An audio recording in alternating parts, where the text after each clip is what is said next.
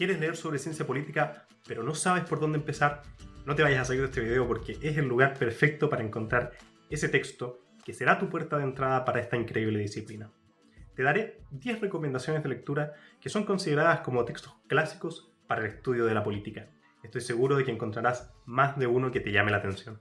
Has llegado hasta aquí y eso me dice que es muy probable que hayas considerado ingresar a estudiar una carrera de ciencia política o quizás ya estés en tu primer año de estudios. Sea porque estás estudiando o quieres empezar a estudiar ciencia política, lo primero que debes hacer es adquirir ciertos conocimientos básicos que te permitirán seguir tu camino de especialización en el futuro. Cuando yo entré a estudiar ciencia política, uno de los primeros libros con los que me encontré fue este compilado editado por Albert Badge, titulado 10 textos básicos de ciencia política. Se trata de un libro que ha servido como punto de partida para todos quienes hemos mostrado interés en ciencia política en el mundo de habla hispana. Y hay buenas razones para que esto sea así. Una de ellas es que el libro incluye textos fundacionales de la ciencia política que, hasta el año de su publicación, no habían sido traducidos al castellano de forma previa. Con todos sus méritos, en esta oportunidad no vamos a hacer una reseña o una síntesis de los contenidos de este libro, sino que te voy a presentar mi propia selección actualizada de 10 textos que considero que son esenciales para iniciarse en ciencia política. La principal razón por la que vamos a dejar de lado la selección de Badge es que, pese a que explícitamente indica en su introducción que pretende ser una selección global de las diferentes perspectivas que conforman la disciplina, la verdad es que no lo es. La selección hecha en este libro tiene una clara inclinación o sesgo en favor de las perspectivas conductistas y de la escuela de la elección racional. Si bien estas teorías forman una parte fundamental y fundacional de la ciencia política como disciplina, es poco apropiado pretender que los textos que se compilan en este libro son representativos de la totalidad del canon de contenidos y métodos que ofrece la disciplina. Lo que voy a hacer es ignorar este libro de manera intencional. Esto no quiere decir que no sea importante leer estos textos, sino que vamos a complementar este listado original con otros 10 textos que, en mi opinión, tienen que ser conocidos por cualquier persona que tiene un interés genuino en esta disciplina. Entonces, si ya leíste el libro de Badge, aquí tienes otros 10 textos básicos de la ciencia política. El primer texto es Teoría de la Justicia de John Rawls, publicado originalmente en el año 1971. Este libro es considerado como el punto de partida de la teoría política liberal contemporánea. En él, Rawls introduce conceptos que ya se han transformado en clásicos de la ciencia política, como por ejemplo la noción de la posición original y la noción del velo de la ignorancia. La teoría de la justicia de Rawls es una revisión contemporánea de los principios fundamentales del contrato social y las razones por las que seres racionales optan por la cooperación, así como las condiciones bajo las que estos arreglos políticos pueden ser considerados justos. Fuertemente inspirado por la filosofía práctica de Immanuel Kant, John Rawls también proporciona una fuerte base teórica para justificar la desobediencia civil de ciudadanos que son considerados como individuos con igual acceso a la razón. Es, sin lugar a duda, un libro que debe ser leído. Si leer el libro completo te parece una tarea un poco desafiante, puedes comenzar por leer el artículo Justicia como Equidad, publicado originalmente en el año 1958.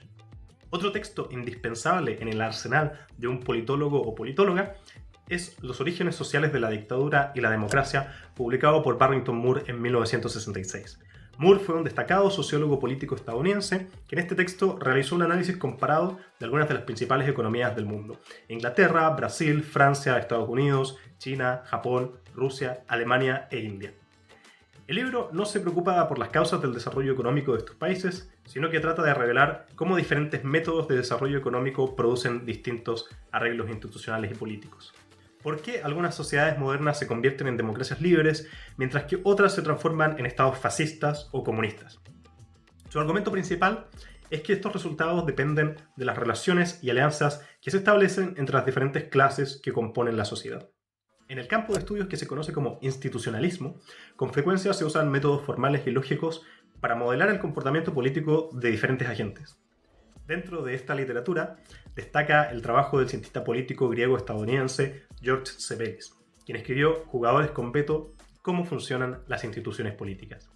En este texto, Sebelius introduce la noción de jugadores con poder de veto, vale decir, aquellos actores del sistema político que tienen influencia sobre la toma de decisiones y que pueden determinar los resultados de diferentes procesos. En otras palabras, los actores con poder de veto son aquellos que tienen el poder de frenar o acelerar los cambios en el status quo. Este libro es clave para entender en profundidad la forma en la que tienen lugar las negociaciones en la arena política y cómo los actores políticos, ya sean actores individuales o actores colectivos, impulsan sus propios intereses. Después de la hegemonía, cooperación y discordia en la política económica mundial, es un libro de Robert Keohane en el que, como su nombre lo indica, se propone un estudio de la cooperación de países considerados como economías avanzadas. La principal pregunta que guía este texto es si es posible mantener la cooperación y la paz en el sistema internacional una vez que el poder hegemónico de Estados Unidos se haya diluido. Nuestro mundo ya no es el mundo en el que existe una única potencia o poder dominante, sino que nos encontramos en un escenario de multipolaridad. Vale decir, nos encontramos ante múltiples poderes que se encuentran constantemente compitiendo por prevalecer y aumentar su influencia. En este contexto, Keohane observa que las instituciones que producen regímenes internacionales descentralizados son piezas clave para mantener la cooperación entre actores cuya naturaleza es ser egoístas. Uno de los textos fundacionales del feminismo contemporáneo es, sin lugar a dudas, El contrato sexual de Carol Pateman. Se trata de un texto imprescindible para entrar en el debate feminista actual y comprender su desarrollo histórico. El texto parte como una crítica aguda a la teoría del contrato social moderna, poniendo en cuestión los motivos por los que autores como Rousseau, Locke y Hobbes asumen la posición subordinada de la mujer al hombre en el pacto político originario. El contrato sexual sugiere que el derecho patriarcal del hombre sobre la mujer es un tema que no ha sido abordado con la importancia que se merece por la teoría política. Pateman pone de relieve este problema y aborda, además, la situación peculiar de la mujer frente a otros tipos de contrato como el matrimonio y los contratos laborales.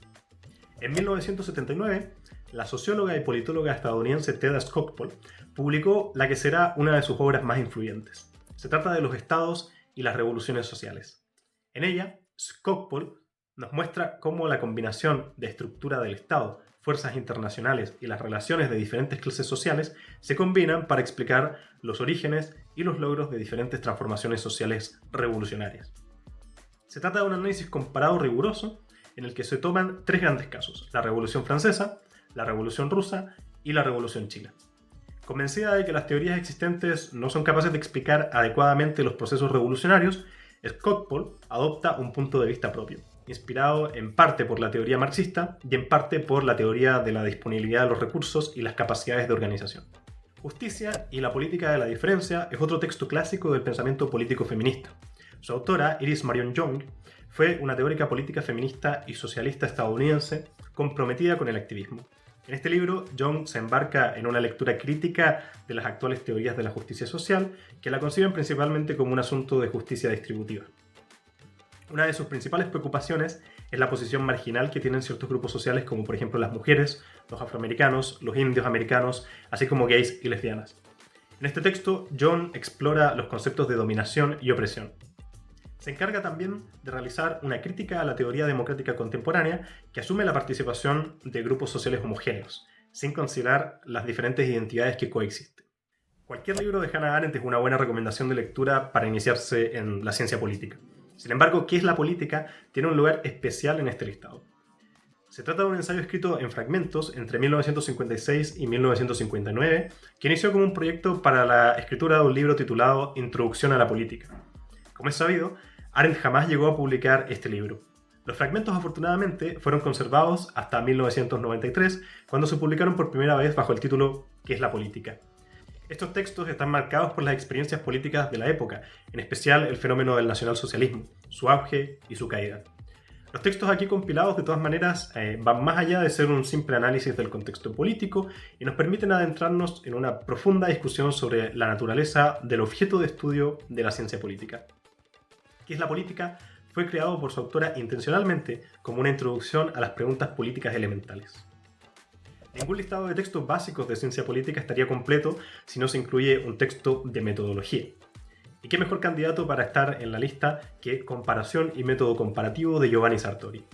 En este texto no solo se explica cuál es la lógica de investigación que proporciona a la ciencia política su carácter sistemático, riguroso y científico, sino que también encontramos un estilo pedagógico claro y sintético que es característico de la escritura de Sartori.